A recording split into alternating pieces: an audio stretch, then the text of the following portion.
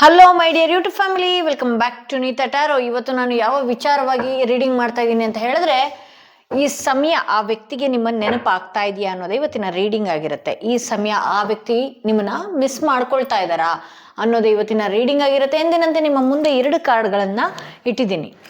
2 ಕಾರ್ಡ್ಗಳ ಮೇಲೆ 2 ಸ್ಟೋನ್ಗಳನ್ನು ಇಟ್ಟಿರ್ತೀನಿ. ಯಾವ ಸ್ಟೋನ್ ಇರುವ ಕಾರ್ಡ್, ಯಾವ ಕಾರ್ಡ್ ಇರುವ ಸ್ಟೋನ್ ನಿಮ್ಮ ಮನಸ್ಸಿಗೆ ತುಂಬಾ ಹತ್ರ ರೆಸೊನೇಟ್ ಆಗ್ತದೆ, ಆ ಒಂದು ಸ್ಟೋನ್ನ ಅಥವಾ ಆ ಒಂದು ಕಾರ್ಡ್ನ ನೀವು ಆ ವ್ಯಕ್ತಿಯ ಹೆಸರನ್ನ 3 ಬಾರಿ ಹೇಳ್ಕೊಂಡು ಈ ಒಂದು ಕಾರ್ಡ್ನ ನೋಡಬೇಕಾಗತ್ತೆ.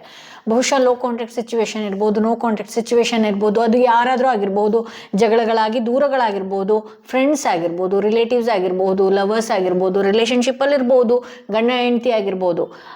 ಈ ಸಮಯ ನೀವೇನು ಈ ಕಾರ್ಡ್ ನೋಡ್ತಾ ಇದ್ದೀರಾ, ಈ ಟ್ಯಾರೋ ರೀಡಿಂಗ್ ಏನಿದೆಯಲ್ಲ, ಇದೊಂದು ಟೈಮ್ಲೆಸ್ ರೀಡಿಂಗ್ ಆಗಿರುತ್ತೆ. ನೀವು ಯಾವ ಕಾರ್ಡ್, ಈ ಕಾರ್ಡ್ ರೀಡಿಂಗ್ನ ಯಾವತ್ತು ಎಲ್ಲಿಂದ ನೋಡ್ತೀರಿ ಅಲ್ಲಿಂದ 1 ಅಥವಾ 1.5 ತಿಂಗಳ ಕಾಲ ನಿಮ್ಗೆ ಇದು ರೆಸೊನೇಟ್ ಆಗುತ್ತೆ ಅಂತ ಹೇಳ್ಬೋದು.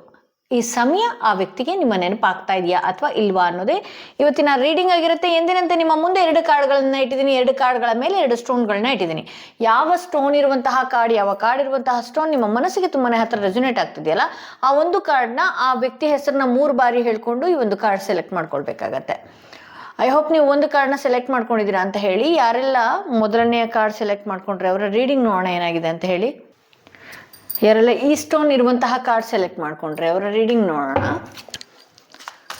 ಈ ಸಮಯ ಆ ವ್ಯಕ್ತಿಗೆ ನಿಮ್ಮ ನೆನಪಾಗ್ತಾ ಇದೆಯಾ ಅನ್ನೋದೇ ಈ ಪ್ರಸ್ತುತ ಸಮಯ. ನೀವು ಯಾವ ಸಮಯ ನೀವು ನೋಡ್ತಾ ಇದ್ದೀರಿ, ಆ ವ್ಯಕ್ತಿಗೆ ನಿಮ್ಮ ನೆನಪು ಕಾಡ್ತಾ ಇದೆಯಾ, ಇಷ್ಟೇ ಇದ್ರ ಪ್ರಶ್ನೆ. ಓಕೆ, ಮೂನ್ ಕಾರ್ಡ್ ಬಂದಿದೆ, ಪೇಜ್ ಆಫ್ ವಾಂಡ್ಸ್ ಬಂದಿದೆ, ದಿ ಚಾರಿಯಟ್ ಬಂದಿದೆ, ಓಕೆ, ಪೇಜ್ ಆಫ್ ಸ್ವಾರ್ಡ್ಸ್ ಬಂದಿದೆ. ಎಸ್, ಆಬ್ವಿಯಸ್ಲಿ ಆ ವ್ಯಕ್ತಿಗೆ ನಿಮ್ಮ ನೆನಪು ಕಾಡ್ತಿದೆ. ಹೌದು, ನಿಮ್ಮ ಹಾಗೆ ನಿಮ್ಮಷ್ಟಲ್ಲ.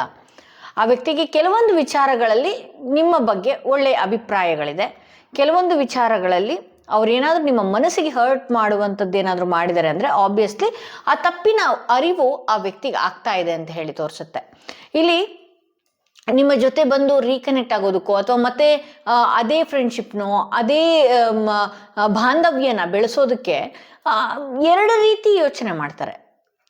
ಒಂದು ನೆಗೆಟಿವ್ ಆಗಿ ನೀವೇನಾದರೂ ಅನ್ಬಹುದೇನೋ, ಅಥವಾ ಮತ್ತೆ ಅವರೇ ಬಂದಾಗ ಇಲ್ಲೇನಾದರೂ ಆಗಬಹುದೇನೋ ಅನ್ನುವಂತಹ ನೆಗೆಟಿವ್ ಥಿಂಕ್ ಕೂಡ ಮಾಡ್ತಾರೆ, ಪಾಸಿಟಿವ್ ಥಿಂಕು ಕೂಡ ಮಾಡ್ತಾರೆ. ಬಟ್ ಆದರೆ ಮುಂದೆ ಬರೋದಕ್ಕೆ ಅವ್ರಿಗೆ ಧೈರ್ಯ ಸಾಲದು. ಓಕೆ, ಇಲ್ಲೇನಾಗುತ್ತೆ ಅಂತ ಹೇಳಿದ್ರೆ, ಈ ಸಮಯ ಏನಾದರೂ ನೀವು ಅವ್ರನ್ನ ಕಾಂಟ್ಯಾಕ್ಟ್ ಮಾಡುವಂಥದ್ದು ಈ ರೀತಿ ಎಲ್ಲ ಮಾಡೋದಕ್ಕೆ ಹೋದರೆ, ಆ ವ್ಯಕ್ತಿನೇ ಬರದೆ ನೀವೇನಾದರೂ ಕನೆಕ್ಟ್ ಮಾಡೋದಕ್ಕೆ ಅಥವಾ ಕಾಂಟ್ಯಾಕ್ಟ್ ಮಾಡೋದಕ್ಕೆ, ಫೋನ್ ಮಾಡೋದಕ್ಕೆ ಅಂತ ಹೋದರೆ ಬಹಳಷ್ಟು ಹಿರಿತವಾಗಿ ಮಾತನಾಡ್ತಾರೆ. ಕಾಂಟ್ಯಾಕ್ಟ್ ಮಾಡುವ ಅವಶ್ಯಕತೆ ನಿಮಗಿಲ್ಲ ಅಂತ ಹೇಳಬಹುದು. ಆಬ್ವಿಯಸ್ಲಿ ನಿಮ್ಮ ಬಗ್ಗೆ ಆ ವ್ಯಕ್ತಿಗೂ ಕೂಡ ಯೋಚನೆ ಇದೆ ಅಂತಲೇ ಹೇಳಬಹುದು. ಬಹಳಷ್ಟು ಆ ವ್ಯಕ್ತಿ ಕೂಡ ನಿಮ್ಮ ಬಗ್ಗೆ ಥಿಂಕ್ ಮಾಡ್ತಾ ಇದ್ದಾರೆ. ಬಟ್ ಆದರೆ ನಿಮ್ಮ ಮುಂದೆ ಬರೋದಕ್ಕಾಗಲಿ, ನಿಮ್ಮ ಮುಂದೆ ಮಾತನಾಡೋದಕ್ಕಾಗಲಿ ಧೈರ್ಯ ಆ ವ್ಯಕ್ತಿಗೆ ಸಾಲದು ಅಂತ ಹೇಳಿ ತೋರಿಸ್ತಾ ಇದೆ.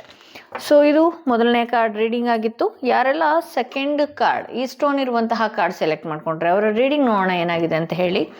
ಈ ಸಮಯ ಆ ವ್ಯಕ್ತಿಗೆ ನಿಮ್ಮ ನೆನಪು ಕಾಡ್ತಾ ಇದೆಯಾ, ನಿಮ್ಮ ನೆನಪು ಆ ವ್ಯಕ್ತಿಗೂ ಆಗ್ತಾ ಇದೆಯಾ ಈ ಸಮಯ ಅನ್ನೋದೇ ಇವತ್ತಿನ ರೀಡಿಂಗ್ ಆಗಿರುತ್ತೆ. ಓಕೆ, ನೀವು ಯಾವಾಗ ಈ ರೀಡಿಂಗ್ ನೋಡ್ತಾ ಇದ್ರಿ ಅವ್ರಿಗೆ ನಿಮ್ಮ ನೆನಪು ಆಗ್ತಾ ಇದೆಯಾ ಅನ್ನೋದು.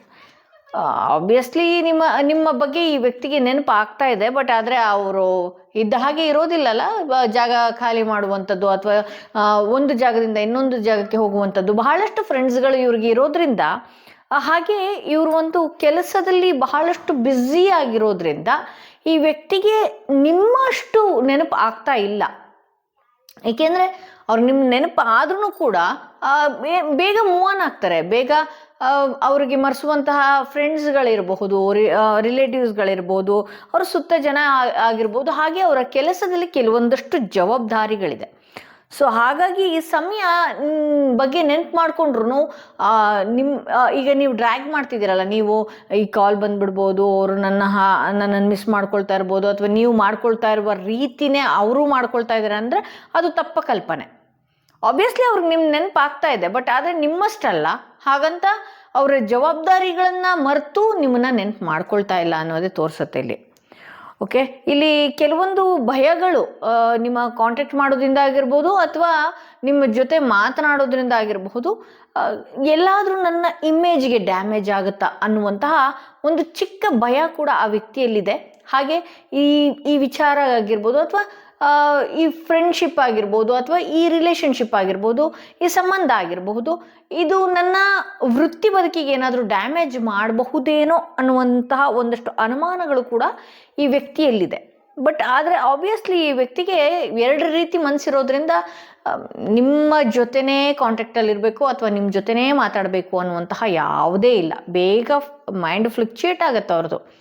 ಒಮ್ಮೆ ನಿಮ್ಮ ಬಗ್ಗೆ ಯೋಚನೆ ಮಾಡಿದ್ರೆ ಇನ್ನೊಮ್ಮೆ ಅವರ ವೈಯಕ್ತಿಕ ಜೀವನದಲ್ಲೂ ಬಹಳಷ್ಟು ಬ್ಯುಸಿ ಇದ್ದಾರೆ. ಸೊ ಹಾಗಾಗಿ ಇಲ್ಲಿ ನೈಟ್ ಆಫ್ ವಾಂಡ್ಸ್ ಬಂದಿರೋದ್ರಿಂದ ಇದ್ದ ರೀತಿಯಲ್ಲೇ ಇರೋದಿಲ್ಲ ಈ ವ್ಯಕ್ತಿ. ಸೊ ಹಾಗಾಗಿ ಬೇಗ ಮೈಂಡನ್ನು ಡೈವರ್ಟ್ ಮಾಡ್ಕೊಳ್ಳುವಂಥದ್ದು, ಕೆಲಸದಲ್ಲೂ ಕೂಡ ಬ್ಯುಸಿಯಾಗಿರುವಂಥದ್ದು, ಒಂದಷ್ಟು ಈ ವ್ಯಕ್ತಿಗೆ ಅಹಂ ಇರೋದ್ರಿಂದ ಏನೇ ಆದ್ರೂ ಕೂಡ ನೀವೇ ರೀಕನೆಕ್ಟ್ ಮಾಡುವಂಥದ್ದು ಅಥವಾ ನೀವು ನಿಮ್ಮ ಎಕ್ಸ್ಪೀರಿಯನ್ಸನ್ನು ಶೇರ್ ಮಾಡ್ಕೊಳ್ಬೋದು. ನಂಗೆ ನೀವು ನೆನಪಾಗ್ತಾ ಇದ್ದೀರಿ, ನನಗೆ ನಾನು ಮಿಸ್ ಮಾಡ್ಕೊಳ್ತಾ ಇದ್ದೀನಿ, ಅಥವಾ ನೀವು ಮಾತನಾಡೋದಕ್ಕೆ ನಿಮ್ಮ ಮನಸ್ಸು ತುಂಬಾ ಚಡಪಟಿಕೆ ಆಗಬಹುದು. ಬಟ್ ಈ ವ್ಯಕ್ತಿ ಏನೇ ಆದ್ರೂ ಒಂದಷ್ಟು ಕಂಟ್ರೋಲ್ ಆಗ್ತಾರೆ ಅಥವಾ ನಿಮ್ಮ ನೆನಪು ಬರ್ತಾ ಇದ್ದ ಹಾಗೆಯೇ ಬೇರೆ ಕಡೆ ಮೈಂಡ್ ಡೈವರ್ಟ್, ಬೇರೆ ಒಟ್ಟಿಗೆ ಮಾತನಾಡುವಂಥದ್ದು, ಮೈಂಡ್ ಫ್ಲಿಕ್ಚುಯೇಟ್ ಮಾಡ್ಕೊಳ್ತಾರೆ ಅಂತಲೇ ತೋರಿಸುತ್ತೆ. ಸೊ ಇದು ಇವತ್ತಿನ ರೀಡಿಂಗ್ ಆಗಿತ್ತು. ಯಾರೆಲ್ಲ ಫಸ್ಟ್ ಟೈಮ್ ನನ್ನ ವಿಡಿಯೋ ನೋಡ್ತಾ ಇದ್ರಿ, ದಯವಿಟ್ಟು ಸಬ್ಸ್ಕ್ರೈಬ್ ಮಾಡೋದನ್ನ ಮರಿಬೇಡಿ. ಯಾರಿಗೆಲ್ಲ ಇಂಡಿವಿಜುವಲ್ ಆಗಿ ಪರ್ಸನಲ್ ಟಾರೋಟಿಂಗ್ ಸೆಷನ್ ಬೇಕು ಅನ್ನೋದಾದರೆ ಡಿಸ್ಪ್ಲೇಲಿ ಅಥವಾ ಡಿಸ್ಕ್ರಿಪ್ಷನಲ್ಲಿ ಕೊಟ್ಟಿರುವಂತಹ ನಂಬರ್ಗೆ ಕಾಲ್ ಮಾಡಿ ಮುಂಚಿತವಾಗಿ ಅಪಾಯಿಂಟ್ಮೆಂಟ್ ತಗೊಳ್ಳಿ ಅಂತ ಹೇಳ್ತಾ ಈ ವಿಡಿಯೋನ ಇಲ್ಲಿಗೆ ಮುಗಿಸ್ತಾ ಇದ್ದೀನಿ. ಇದೊಂದು ಶಾರ್ಟ್ ವಿಡಿಯೋ ಆಗಿತ್ತು.